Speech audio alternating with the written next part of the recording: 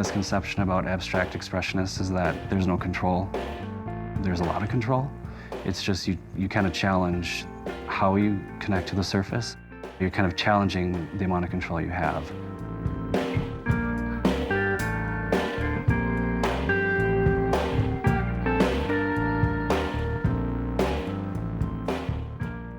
It's kind of fun when new things happen and new rules get broken or get formed. The Pallet Shoe Knife came about. I was working on a large quantity commission, a lot of canvases, and I was starting them like I normally do on the easel. And what I realized is that I could be working on the floor, get some work started on the floor while I'm working on other work on the easels.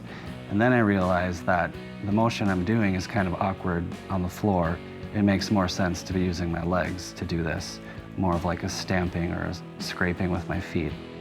That first layer is just, it's kind of an anything goes, move the paint around, push it and pull it. So it's better on the floor to get that kind of initial, like very spontaneous start to it.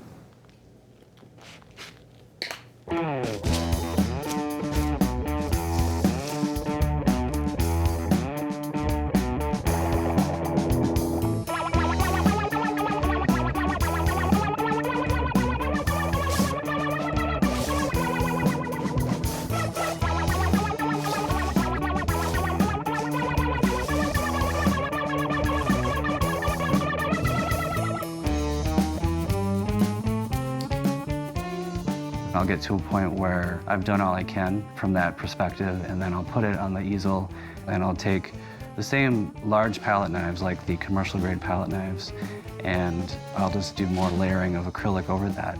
And usually I'll get more of a signified color at that point and kind of choose what color field it's gonna be. And then underneath, though, you'll see a lot of that underneath layer, so there might be some of those initial aspects of that.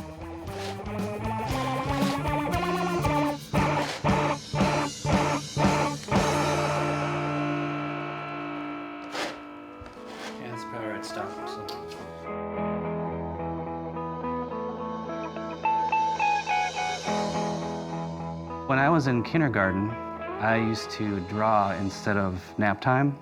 I was pretty much always an artist since I was a little kid, always drawing, painting. I was very influenced by my high school art teacher who introduced me to abstract expressionism, which I responded to people like Rothko and Pollock and Hans Hofmann. And I just kind of took it from there and tried to find things that hadn't been done yet.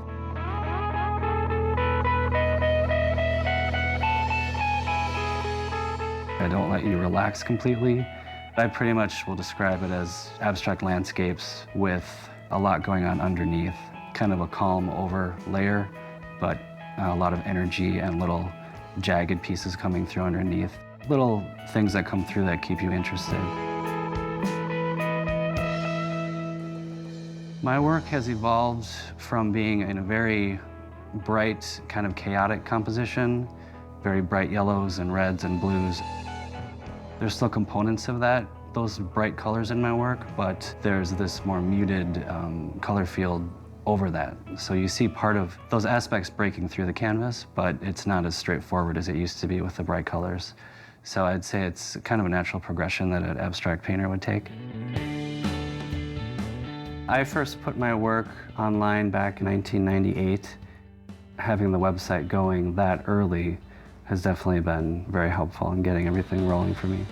I've reached out to certain architects who like my work, which ended up in the Setai Fifth Avenue luxury hotel in Manhattan. I sold a piece to Peyton Manning through his interior designer in Nashville. It's allowed me to be a full-time artist.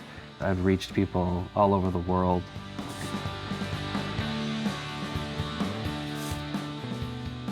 It's really the nature of art and form and composition and color and all the design fundamentals of work is what keeps me going.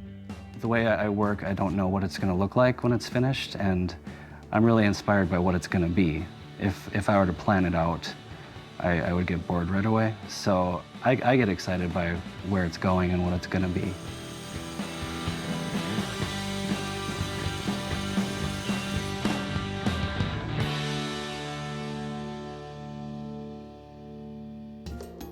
Minnesota Original is made possible by the State Arts and Cultural Heritage Fund and the citizens of Minnesota.